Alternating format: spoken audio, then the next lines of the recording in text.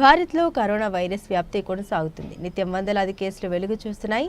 గత 24 గంటల్లో 200కి పైగా కొత్త కేసులు నమోదయ్యాయి. కేంద్ర ఆరోగ్య మంత్రిత్వ శాఖ డేటా ప్రకారం శుక్రవారం ఉదయం 8 గంటల నుండి శనివారం ఉదయం 8 గంటల వరకు దేశంలో 269 కొత్త కేసులు బయటపడ్డాయి.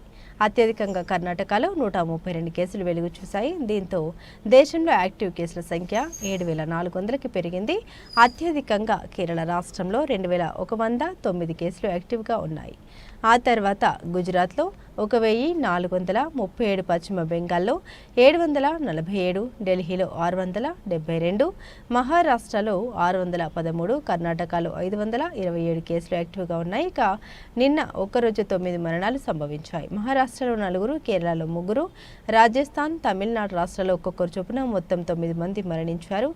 దీంతో ఈ ఏడాది జనవరి నుండి ఇప్పటి వరకు కరోనాతో మరణించిన వారి సంఖ్య 87కు పెరిగింది. ఇక కరోనా వైరస్ నుండి కోలుకున్న వారి సంఖ్య 11,000 దాటింది. ఇప్పటి వరకు 11,967 మంది వైరస్ నుండి కోలుకున్నారు.